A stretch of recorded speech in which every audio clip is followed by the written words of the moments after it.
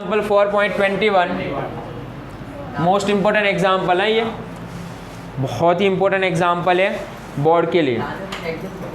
चलो decomposition given है किसका, SO2 Cl2 और डिकम्पोजिशन किस में हो रहा है, SO2 प्लस Cl2 में डिकम्पोजिशन हो रहा है और पार्शियल प्रेशर गिवन है यहाँ पर इनिशियल और फाइनल।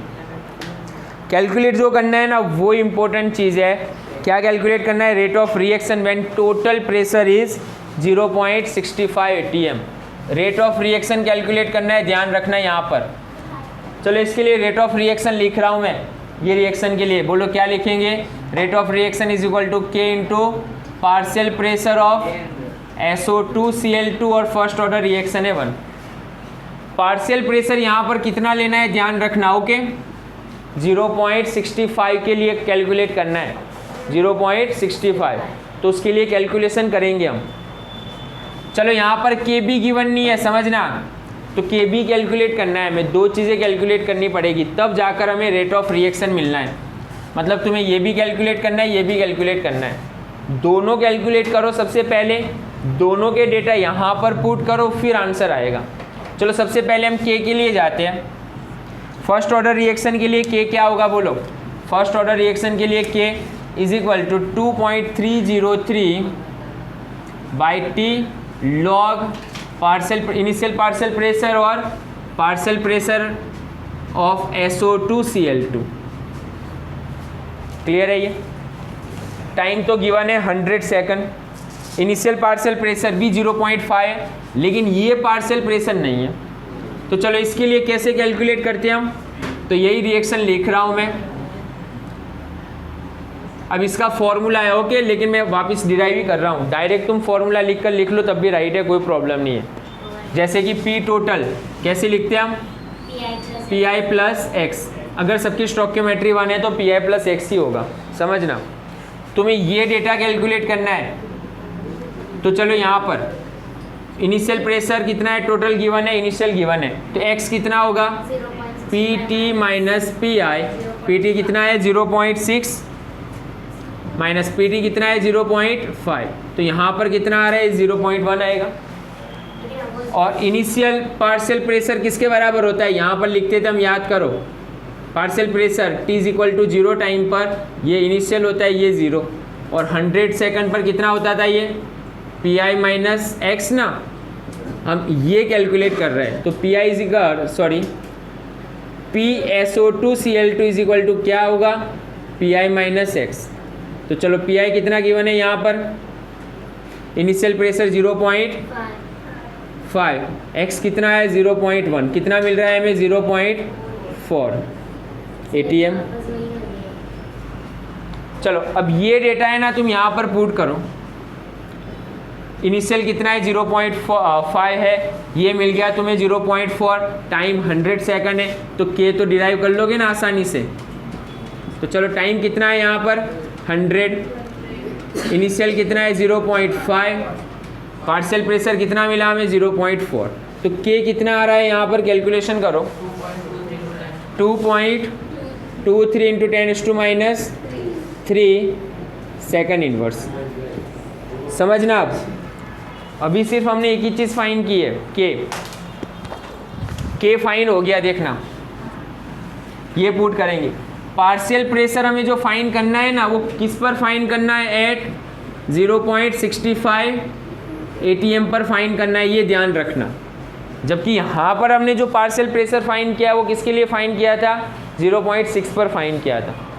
तो चलो यही डेटा पुट कर देता हूँ मैं यहाँ पर, वापस ध्यान रखना ओके डायरेक्टली, वरना डिराइव तो ऐसे ही करना है हमें। ये पूरा ये डेटा है ना पूरा इसी तरह डिराइव करेंगे, समझना। लेकिन यहाँ पर कितना लेना है तुम्हें, 0.6 लिया है ना वहाँ पर 0.65 लेना है। तो चलो 0.65 माइनस 0.5 कितना हुआ यहाँ पर 0.15 हुआ, 0.15 यहाँ पर पुट करो कितना आएगा 0.35 आया, तो वो 0.35 यहाँ पर पुट करो, क्योंकि तुम्हें इसके लिए कैलकुलेशन करना है, ध्यान रखना 0.65। तो चलो मैं वापस कैलकुलेशन कर रहा हूँ वही स्टेप से।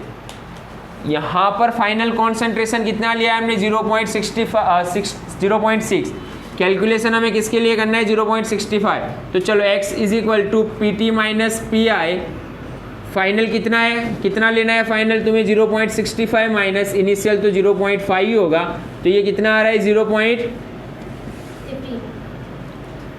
0.15।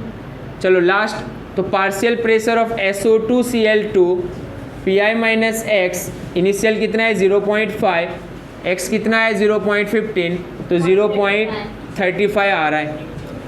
ओके, अब ये 0.35 है ना, यहाँ पर पुट करो, k मिल गया, यहाँ पर पुट करो, रेट ऑफ रिएक्शन मिल जाएगा हमें। समझना डेटा कैसे कहाँ पर लिख रहे हैं हम। तो फर्स्ट थिंग तो k फाइंड कर लिया हमें, तो ये मेन फाइंड करना था। तो पार्शियल प्रेशर मिल गया ना यहाँ पर एट 0.65। स्टूडेंट्स गलती यहाँ पर ये कर सकते हैं कि ये वाला पार्शियल प्रेशर डायरेक्ट पुट करके कैलकुलेशन करने जाएंगे तो आंसर नहीं आएगा। तो देखो यहाँ पर कैलकुलेशन क्या होगा, वापिस rate of reaction is equal to, तो चलो k कितना है इसके अंदर पुट कर रहा हूँ मैं 2.23 इंटू 10⁻³ और पार्शियल प्रेशर कितना है यहाँ पर 0.35। तो रेट ऑफ रिएक्शन हमें मिल जाएगा, कितना आ रहा है answer 0.78 into 10⁻³ unit ATM second inverse. अगर यूनिट नहीं लिखोगे बोर्ड की एग्जाम में तब भी मार्क्स कट। तो फाइंड करना था हमें रेट ऑफ रिएक्शन, ध्यान रखना।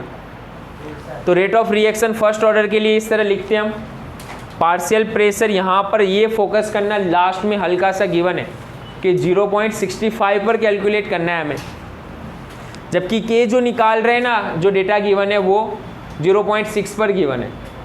तो गलती नहीं होनी चाहिए, ये वाला डेटा ये पैटर्न से निकालो और ये जो डेटा है ना उसके लिए ये वाली कैलकुलेशन करना।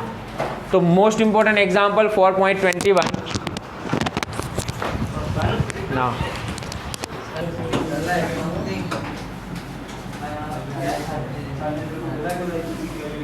चलो नेक्स्ट एग्जांपल, डायरेक्ट जंप करना है तुम्हें कौन से नंबर पर 4.24।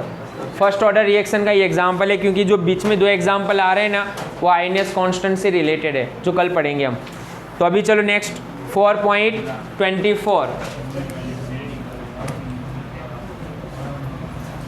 फर्स्ट ऑर्डर से ही रिएक्शन है और बहुत सिंपल एग्जांपल है, फोकस करना, आसानी से सिंगल स्टेप्स में ही आ जाएंगे आंसर सारे।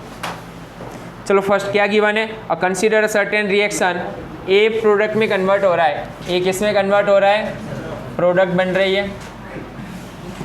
अब ये रिएक्शन के लिए रेट कांस्टेंट गिवन है, के कितना है यहाँ पर, चलो के इज इक्वल टू 2 इंटू 10⁻² सेकंड इनवर्स। चलो आगे next, calculate the concentration of a remaining after 100 second. 100 second के बाद इसका कॉन्सेंट्रेशन कितना होगा वो कैलकुलेट करना है। तो इनिशियल कॉन्सेंट्रेशन तो गिवन है, देखो T इज इक्वल टू ए का कॉन्सेंट्रेशन कितना है 1 मोल पर लीटर है ना इनिशियल कॉन्सेंट्रेशन, और 100 सेकंड के बाद इसका कॉन्सेंट्रेशन कितना होगा वो कैलकुलेट करना है। अगर शॉर्ट में लिख लूँ मैं ये समझना, T is equal to 100 second है, ये T इज इक्वल टू 0 पर 1 है तो यहाँ पर, तो इसके लिए अगर शॉर्ट में लिखूँ तो इनिशियल कॉन्सेंट्रेशन कितना है R0 1 है मोल पर लीटर, और हमें क्या कैलकुलेट करना है 100 सेकंड पर फाइनल कॉन्सेंट्रेशन कितना होगा वो। चलो फॉर्मूला लगा लो यहाँ पर फर्स्ट ऑर्डर के लिए 2.303/T log R0/R, तुम्हें R कैलकुलेट करना है, ध्यान रखना है यहाँ पर। चलो सामने कैलकुलेशन, सब कुछ डेटा सामने ले लेता हूँ मैं, सिंपल सा कैलकुलेशन करना है। ये log R0 की वैल्यू 1 है माइनस log R तुम्हें कैलकुलेट करना है, 1 की वैल्यू 0, तो यहाँ पर क्या रहा माइनस log R, ये कितना आ रहा है कैलकुलेशन करो, के पुट करो यहाँ पर, T 100 सेकंड लेना है तुम्हें, T 100 सेकंड ले लो, तो ये कितना है 0.86, पीछे डेटा है आगे 0.86 के बाद 0.86 84, ओके 84, 4 डिजिट चाहिए, एंटीलॉग है इसीलिए। चलो अब क्या होगा, यहाँ पर एंटीलॉग फाइंड करना पड़ेगा, तो R इज इक्वल टू क्या बनेगा, माइनस एंटीलॉग 0.8684, नेगेटिव एंटीलॉग मैंने लास्ट क्लास में पढ़ाया था तुम्हें, तो कॉन्सेंट्रेशन तुम्हें मिल जाएगा R, और यूनिट क्या होगा, मोल पर लीटर।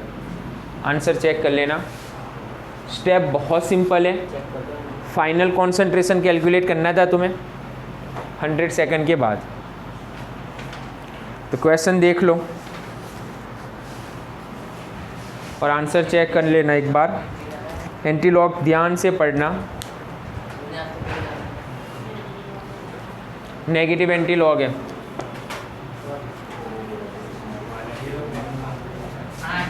नेगेटिव एंटीलॉग है, आंसर कितना आ रहा है, 0.135। तो लास्ट क्लास देख लेना, नेगेटिव एंटीलॉग कैसे निकाला था हमने वो। ओके, चलो आगे नेक्स्ट एक और एग्जांपल 4.25। एग्जाम के लिए मोस्ट इंपॉर्टेंट, ये अगेन 4 मार्क्स के लिए मोस्ट इंपॉर्टेंट जो क्वेश्चन आ रहा है ना वो, और सेम क्वेश्चन है 4.25। चलो बस एक बार ध्यान से देख लो, IMP क्वेश्चन करना है ये भी। 4.25 क्या है क्वेश्चन, ध्यान से रीड करो। Sucrose decompose in acid solution into glucose and fructose. तो सुक्रोज का डिकम्पोजिशन किस में होगा, ग्लूकोज एंड फ्रुक्टोज में ही डिकम्पोजिशन होगा। चलो आगे क्या कैलकुलेशन है, तो फर्स्ट ऑर्डर रिएक्शन है ये सुक्रोज का decomposition. First order rate low with half life time given है, कितना है हाफ लाइफ, 3 आवर्स गिवन है। चलो नेक्स्ट आगे, what fraction of sample of the sucrose remain after 8 hours. 8 hours के बाद कितना फ्रैक्शन रहेगा सुक्रोज का, तो इनिशियल फ्रैक्शन कितना होगा बोलो, R0 कितना होगा, तो फ्रैक्शन 1 होगा, परसेंटेज होता तो 100 होता, तो फ्रैक्शन दिया हुआ है तो इनिशियल कॉन्सेंट्रेशन कितना है यहाँ पर 1 मोल पर लीटर ले लेते हैं, फ्रैक्शन में गिवन है देखो। तो आफ्टर 8 आवर्स कितना होगा वो कैलकुलेट करना है तुम्हें, फाइनल कॉन्सेंट्रेशन 8 आवर्स के बाद, तो टाइम कितना लोगे यहाँ पर तुम 8 आवर्स। के गिवन नहीं है, हाफ लाइफ टाइम गिवन है।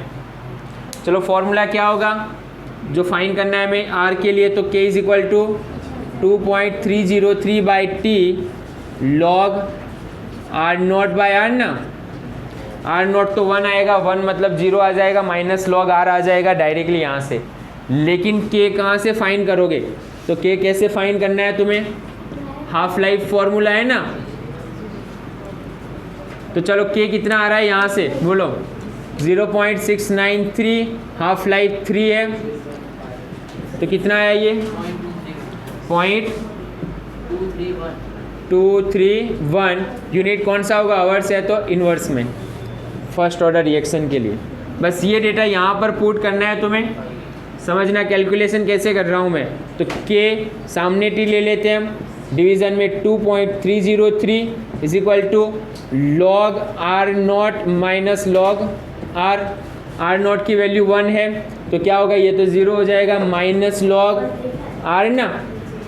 ये कैलकुलेशन करो कितना आ रहा है, सभी K पुट करो, T पुट करो, T 8 आवर्स लेकर है ना, तो यहाँ पर कितना आ रहा है ये कैलकुलेशन करो, 0.8024, 4 डिजिट लिखना, एंटीलॉग चाहिए हमें।